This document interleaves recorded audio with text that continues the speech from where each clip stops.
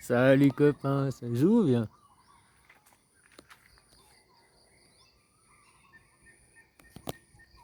L'affaire de Betaram, là, avec ton... C'est une affaire qui est vieille de 50 ans. Ok, l'autre il veut jouer au con, je savais pas, blablabla. Si c'était pas Bayrou, là, aujourd'hui ton premier ministre, ils en parleraient pas, cette affaire. Et il y a fait longtemps qu'elle était enterrée, plus personne n'en parlait. Et hop, faut la faire ressortir, juste pour faire chier Bayrou, quoi, pour faire chier. Pourquoi pendant que tout le monde parle de cette affaire-là, pour Bayrou, il fait passer un 49.3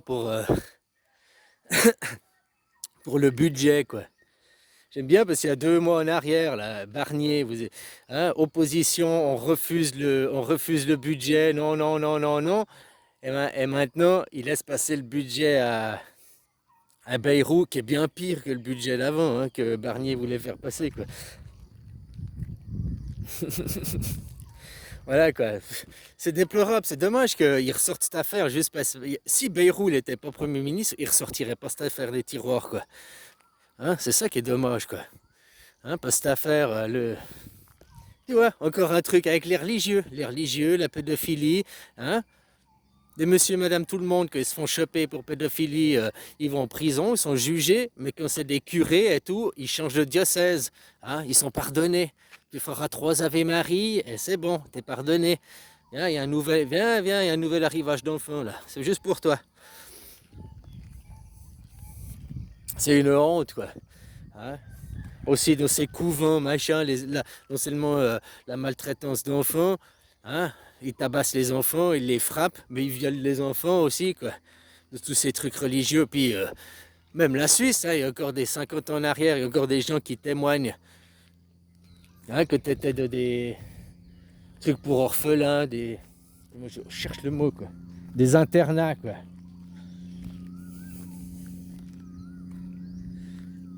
Là aussi que tu vois qu'il y a combien, je sais plus, j'ai vu le chiffre. Les bébés qui sont placés à l'ADAS et tout, qui font partie de. C'est 30 000 ou c'est 150 000 qui font partie d'un réseau de prostitution. Ils sont mis en prostitution par. Alors je sais pas si c'est mis par les surveillants directement du. Hein.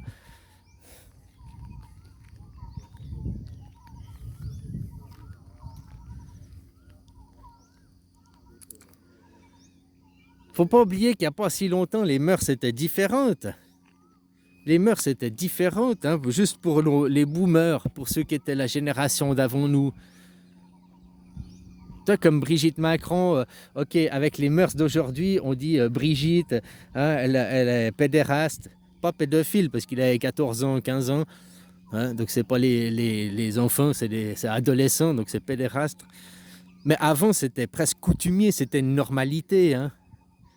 C'est pas pour justifier tout, mais il faut remettre les choses dans le contexte. Si maintenant, des jeunes de 14-15 ans qui ont des relations avec des plus âgés, c'est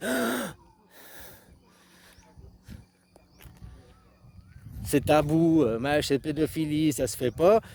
Il y a encore 50 ans en arrière, après la guerre, tu vois, des fois je me pose la question, on dit mai 68, libération sexuelle, machin et tout.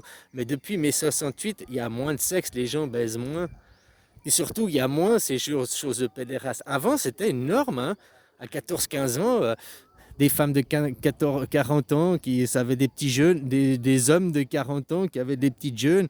C'était une norme, c'était la normalité, quoi. Les us et coutumes, les mœurs étaient différentes. Moi, pour te dire que j'avais 14 ans de mon papa qui est un boomer, l'ancienne génération. Moi, à 14 ans, mon père, il s'inquiétait. Il me disait, quoi, t'es encore puceau? À 14 ans, t'es encore puceau, t'es un PD, quoi. Voilà, en gros, je caricature, il le disait pas comme ça, mais. Hein, ils s'inquiétaient que j'étais pas des pochons homosexuels parce que j'avais toujours pas 14 ans, quoi. Parce qu'avant, c'était la norme, une dame venait, hein, puis elle s'occupait un petit peu de t'apprendre la vie, quoi. Hein, voilà, quoi.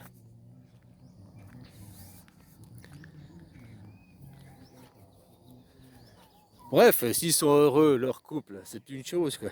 Hein, l'affaire Candace, ils révèlent toujours rien. Il n'y a rien, j'aime bien, c'est marrant, il n'y a rien, quoi. Puis les gens, ils dépensent de l'argent pour ça, quoi. Quel est l'intérêt de... Puis pendant tout ce temps, les affaires de pédophilie, les affaires de... Hein, les attouchements d'enfants, qu'on vienne mettre le LGBT dans la tête de ton enfant, et tout ça parce que les gens, ils adorent l'argent, quoi. Hein?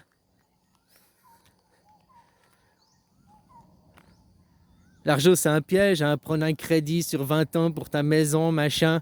Avant, oui, la génération des boomers, justement, ils faisaient un crédit sur une maison, mais une maison, en 3 ans, 5 ans, tu l'avais payée. Alors, elle n'était pas payée, mais ça correspondait entre 3 et 5 ans de salaire, ça dépendait de ton travail. Maintenant, une maison correspond à combien d'années de salaire? Elle correspond à 10 ans de salaire. À 2400 le salaire moyen, ça fait 24 000, ça fait un peu moins de 30 000, 300 000. Je sais pas combien c'est en France, mais 300 000 une maison avec son terrain, quoi. 10 ans de salaire, quoi, maintenant. Tu vois, si tu veux comparer les coûts de la vie, c'est comme ici en Thaïlande. Si je prends le prix de l'essence, le prix de l'essence ici, ça va être 36 bahts. Donc 1 euro, plus ou moins 1 euro, quoi. Tu vas me dire, ah, mais l'essence chez vous, elle est pas chère, c'est 1 euro le litre. Ouais, parce que tu fais la comparaison en francs français. Et chez vous, elle est à 2 euros le litre. Je sais pas le prix exact, mais c'est... Hein. Ouais, mais toi, 2 euros le litre pour t'acheter un litre d'essence, que tu es au SMICard, je prends le SMIC, le salaire minimum 1300 euros, 1300 divisé par 21 jours, ça te fait combien par jour de travail? Parce que le SMICard, il a les samedis dimanches quand même.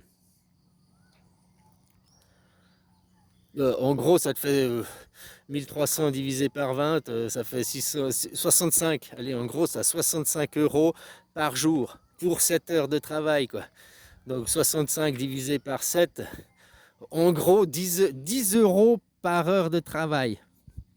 Peut-être 8, enfin en gros, hein, c'est juste pour se faire une idée. Tu as 10 euros par heure de travail. Un litre d'essence coûte 2 euros.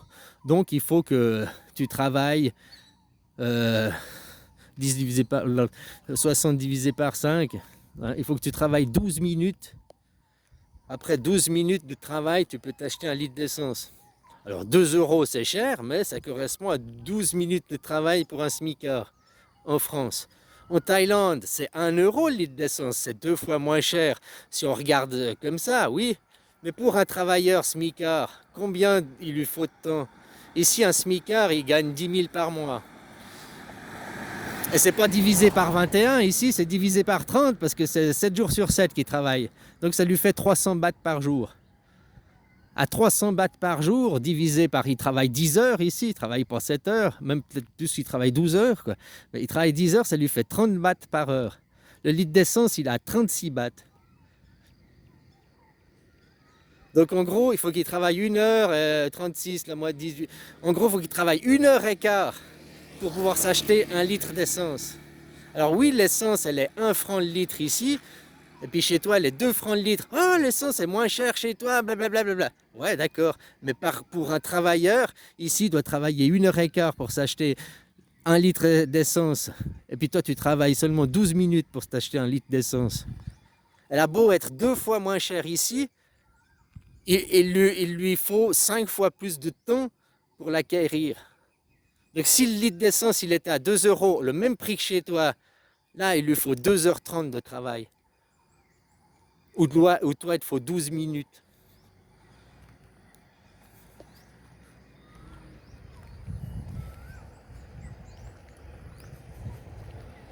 Par contre, si on prend la nourriture, elle est hyper chère chez vous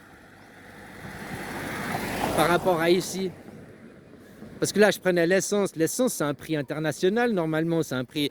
Hein, la nourriture, ici, si on prend un menu, on prend le menu du jour, le truc basique, un plat de nouilles à 40 bahts, un chaos à 40 bahts. Ouais, maintenant, c'est même plus 50 bahts, quoi. À 1 euro, quoi. Ok, bah 1 euro, 50 bahts, 40 bahts, il gagne toujours 30 bahts de l'heure. Donc il lui faut 1h30 de travail pour s'acheter un menu, quoi. Toi, c'est combien un menu Un kebab, c'est 5 euros, 8 euros. Allez, 10 euros un menu, quoi. Puis toi, il te faut une heure, tu gagnes 10 de l'heure, il te faut une heure de travail pour t'acheter un menu, quoi. Ah non, bah c'est quand même moins cher chez vous, même à 10 euros. Lui, c'est 1 euro le menu, ouais, hein? C'est 1 euro son menu, mais il lui faut plus d'une heure de travail pour se l'acheter, quoi. Toi, il est 10 euros ton menu, il est 10 fois plus cher que chez lui, quoi. Mais il te faut toujours moins de temps de travail pour te l'acheter, quoi. Ah ouais.